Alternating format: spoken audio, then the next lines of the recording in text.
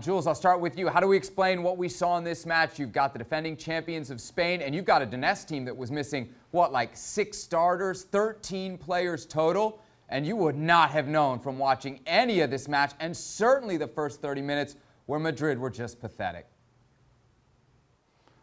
It was a horror show, you're right. I mean, what struck me the most, and it was exactly the same against Cadiz at the weekend in La Liga when they also lost at home to the promoted side, was the mentality, the attitude of the players. They looked like they underestimated this Shakhtar team who had, as you said, 6 or 7 starters who were missing, a lot of youngsters who had never played at that kind of level, certainly not against a team of the level of Real Madrid. And yet, the Real Madrid players didn't want it. They were not hungry.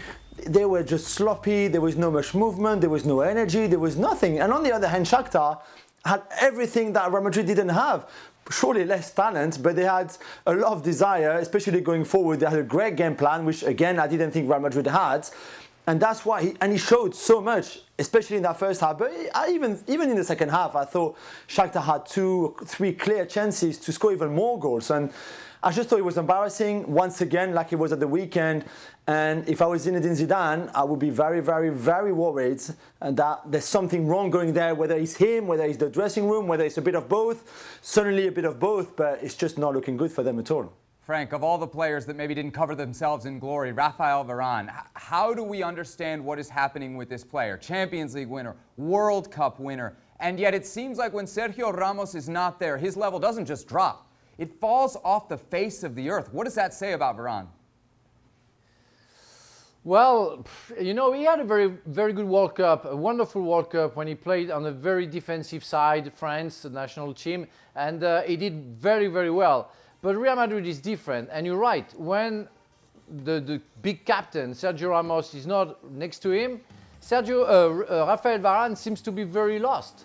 And it's what happened many times, you know, since the beginning of the season, where we saw him, you know, doing big mistakes, losing his confidence, and not knowing where he was, in fact. And it's mostly because Ramos is not there. I mean, the leader of the defense is Sergio Ramos. The leader of Real Madrid is Sergio Ramos. And when he's not around, Varane is lost, but the rest of the team is as well, because they don't do what they have to do.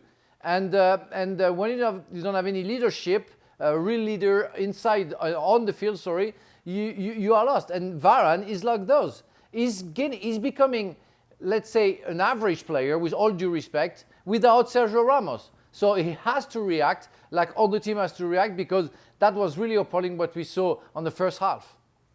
Jules, let's talk about the rest of those players. Usually I'd ask you who stood out. This time when I ask you who stood out from Real Madrid, individually, who stood out in the negative for you in this match? I don't know where to start. I mean, on Varane, the thing I would say is that let's not forget that on one side he had Eder Militao, and on the other side he had Marcelo. And I think he's not Superman. That's what I'm saying. I just wanted to defend him a little bit and put that out there. On the negative, who was the worst? I mean, I don't know. I thought Fede Valverde doesn't look like the player he was last season. Same with Casemiro. I thought Marcelo, again, I'm sorry, but I know he's club captain. I know he's been there for many years. I know he achieved great things in that club and with Brazil and everything you want. He was a great player one day, but I'm sorry, this is not good enough. This is just not good enough anymore. I mean, Ferland Mendy had to play at right back because they've got no right backs left available, apart from Nacho, who was on the bench. But even Ferland Mendy is a better right back than all the right backs that they still have left at the club right now who can play in that position. So I just thought it was, like I said, a horror show. I don't want to single out anyone who was worse than the other, because I think that would be a bit unfair, because as a team, like we said, the mentality wasn't there, the attitude wasn't there, the game plan wasn't there. But there was certainly a lot of them who let themselves down and their club down on Wednesday night. Of course, this is on the heels Sebi, I just want to add something. I'm very sorry, Sebi, but I want to add something. What was the strength of Real Madrid lately? They won games not because they had the possession of the ball. It's because they were strong defensively and they were very good at counter-attacking. It's how they won the Liga last season. I mean, the last summer, and it's how they were very strong. And Jules is right. Marcelo on the left side, Mendy on the right side. They're not defenders. They've never been, and they never will be. It's why I say the importance of Ramos being next to Varane is that at least they have two defenders. And it's true that I've been harsh on Varane, but it's true that he's on his own. Especially when Casemiro is like the shadow of himself, and Valverde as well. That's the main problem. If Zizou wants to resolve any problem, he has to resolve the defensive mentality of those players who are capable of being a block, where they're not anymore. Jules, Zidane starting to get something we haven't seen too much of in Madrid, like real criticism now. Is it justified, do you think? I think some of it is, of course, justified. You've just lost to Cadiz and to Shakhtar Donetsk C team. So, of course, it is. You know, it's 2 defeats in a row. You play the Clasico on Saturday. Let's not forget, though, that last year at a similar time, they also started with a horror show in Paris against PSG in the Champions League. Then there was that draw against Bruges at the Bernabeu, full of fans at the time. So he had a shaky start of last season too. They had to go to Sevilla, if you remember.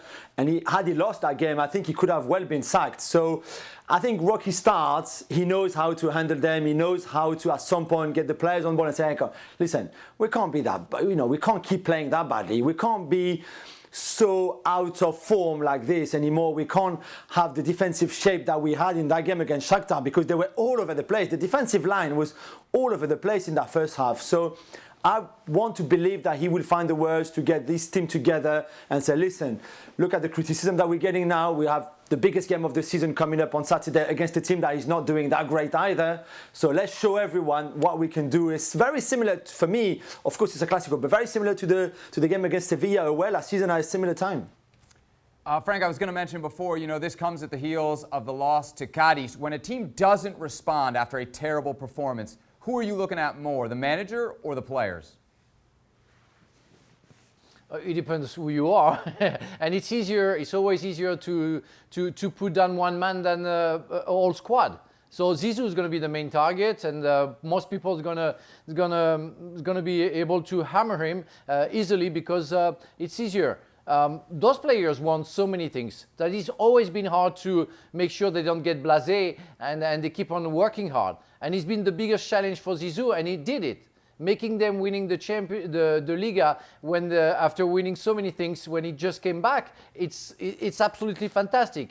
But there is a limit of that. It's the edges of the players against the stamina of those, and how they're going to be able to handle that pressure of winning all the time while they are at Real Madrid. There is an end of that where maybe it's time to change.